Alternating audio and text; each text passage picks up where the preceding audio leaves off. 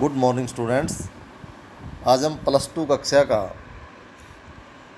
भाग 2 से ज्योग्राफी का सेकंड चैप्टर प्रवास के बारे में अध्ययन करेंगे।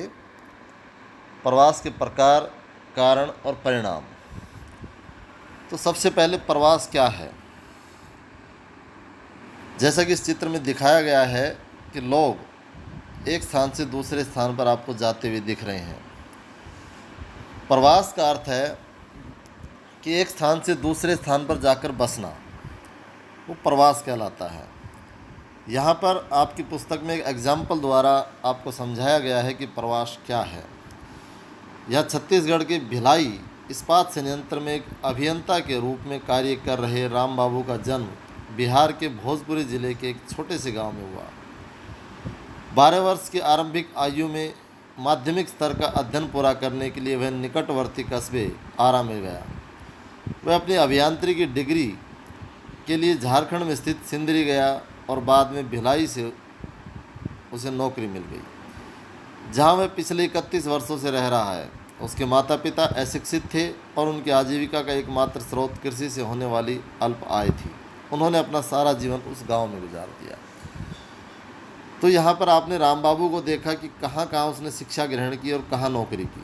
इसके बाद उसके 3 बच्चे हैं जिन्होंने अपनी माध्यमिक स्तर की शिक्षा भिलाई से प्राप्त की, फिर उच्च स्तर की शिक्षा के लिए विभिन्न स्थानों पर गया। पहला बच्चा इलाहाबाद और मुंबई में पढ़ा, वर्तमान में दिल्ली में एक वैज्ञानिक के रूप में काम कर रहा है। दूसरे बच्चे, जो उसकी लड़की थी, ने अपनी उच्चतर शिक्षा भारत के विभिन्न विश्वविद्यालयों से ग्रहण की और वर्तमान में वह संयुक्त राज्य अमेरिका में काम कर रही है। तीसरी अपनी पढ़ाई पूरी कर शादी के बाद सूरत में बस गई। ये कहानी केवल राम बाबू और उसके बच्चों की नहीं, ऐसे गमनागमन अधिक से अधिक वैश्विक प्रवृत्ति वाले बनते जा रहे हैं। लोग एक गांव से दूसरे गांव, गांवों से शहरों, छोटे शहरों से बड़े शहरों और एक देश से दूसरे देश में जा रहे हैं। तो यहाँ ये बात आपकी समझ में आ गई होगी कि प्रवास क्या है। कि एक गांव से दूसरे गांव, एक शहर से दूसरे शहर, एक गांव से दूसरे शहर, एक देश से दूसरे देश में लोगों का जाकर बसना ही क्या कहलाता है, प्रवास कहलाता है। प्रवास के बारे में यहाँ पर देखिए एक नामी कवि फिराक गोरखपुरी के शब्दों में, सरजमीन ए हिंद पर अक़वाम ए आलम के फिराक काफिले बसते गए, हिंदुस्तान बनता गया।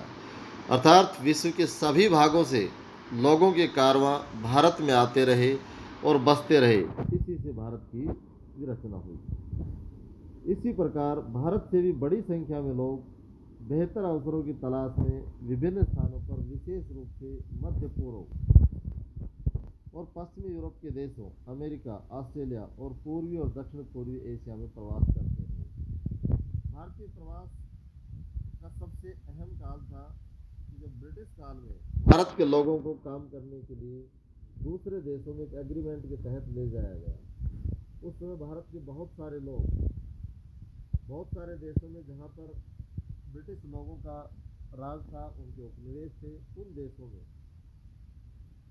जैसे उत्तर प्रदेश और बिहार से मॉरिशस, कैरेबियन द्वीपों, फिजी, दक्षिण अफ्रीका के अनेक देशों में भारतीय लोगों को ले जाया गया। तो प्रवास क्या है? प्रवास का अर्थ है एक स्थान से दूसरे स्थान पर जाकर लोगों का बसना, प्रवास कहलाता है। आप भारत में जनगणना से पहले ही परिचित है। इसमें देश में प्रवास के संबंध में सूचना होती है। वास्तव में प्रवास को 1881 ईस्वी में भारत की प्रथम संचालित जनगणना से ही दर्ज करना आरंभ कर दिया है। भारत की पहली जनगणना कब हुई? 1881 में। इन आंकड़ों की जन्म के स्थान पर के आधार पर दर्ज किया गया था, यानी जिसका जन्म जहाँ पर हुआ उसके आधार पर ये आंकड़े दर्ज किए गए। परंतु 1961 की जनगणना में पहला मुख्य संशोधन किया गया और उसमें 2 घटक, अर्थात जन्म स्थान अर्थात गांव या नगर, तो निवास की अवधि सम्मिलित किए गए। इसके बाद 1971 में पिछले निवास के स्थान और गणना के स्थान पर रुकने की अवधि की अतिरिक्त सूचना को समाविष्ट किया गया। प्रवास के कारणों पर सूचना का समावेश 1981 की जनगणना में किया गया, जिसका जनगणना में प्रवास पर निम्नलिखित प्रश्न पूछे जाते हैं। क्या व्यक्ति इसी गांव अथवा शहर में पैदा हुआ है? यदि नहीं, तब जन्म के स्थान की स्थिति, जिले और राज्य का नाम, और यदि भारत से बाहर का है तो जन्म के देश के नाम की सूचना प्राप्त की जाती है। क्या व्यक्ति इस गांव या शहर में कहीं और से आया है? यदि हाँ, तब निवास के पूर्व स्थान के स्तर, जिले, राज्य का नाम, और यदि भारत से बाहर का है तो देश के नाम के बारे में आगे प्रश्न पूछे जाते हैं। इसके अतिरिक्त पिछले निवास स्थान से प्रवास के कारण और गणना के स्थान पर निवास की अवधि भी पूछी जाती है। भारत की जनगणना में प्रवास की गणना 2 आधारों पर की जाती है। पहला है जन्म का स्थान। यदि जन्म का स्थान गणना के स्थान से भिन्न है, इसे जीवन पर्यंत प्रवासी के नाम से जाना जाता है। दूसरा, निवास का स्थान। यदि निवास का पिछला स्थान गणना के स्थान से भिन्न है, इसे निवास के पिछले स्थान से प्रवासी के रूप में जाना जाता है। 2011 की जनगणना के अनुसार देश के 121 करोड़ लोगों में से लगभग 45.6 करोड़ ऐसे प्रवासियों की संख्या थी जो निवास के पिछले स्थान के संदर्भ में थे। निवास के पिछले स्थान के संदर्भ में संख्या 31.5 करोड़ थी। प्रवास की धाराएं। आंतरिक प्रवास और अंतर्राष्ट्रीय प्रवास। यह 2 प्रकार का प्रवास बताया गया है कि आंतरिक प्रवास जो देश के भीतर ही होता है, एक गांव से दूसरे गांव, एक शहर से दूसरे शहर, एक गांव से दूसरे शहर में, और अंतर्राष्ट्रीय प्रवास जो एक देश से दूसरे देश में प्रवास होता है, उसे हम क्या कहते हैं? अंतर्राष्ट्रीय प्रवास कहते हैं। यहाँ जो प्रवास की धाराएं हैं, ग्रामीण से ग्रामीण, ग्रामीण से नगरीय, ग्रामीण से नगरीय से ग्रामीण, और नगरीय से नगरीय, ये प्रवास की प्रमुख 4 धाराएं हैं।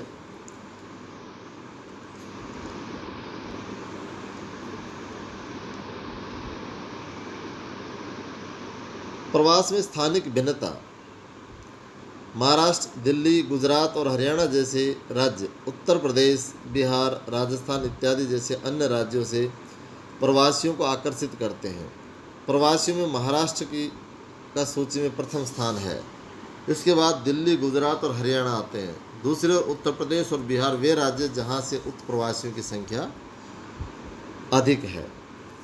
आप्रवास, जहाँ देखिए यहाँ पर प्रवास का 2 मुख्य रूप बताए हैं, आप्रवास और उत्प्रवास। आप्रवास क्या होता है कि जहाँ पर लोग आकर बसते हैं, आप्रवास अर्थात महाराष्ट्र में सबसे ज़्यादा आप्रवासी आकर बसते हैं। उत्प्रवास जहाँ से लोग पलायन करते हैं, जैसे कि उत्तर प्रदेश और बिहार से और उत्तर प्रदेश से लोग पलायन करके दूसरे राज्यों में जाते हैं। जैसा कि एग्जाम्पल दिया गया कि दिल्ली, गुजरात और हरियाणा सबसे अधिक महाराष्ट्र में, उसके बाद दिल्ली, गुजरात और हरियाणा में लोग आते हैं।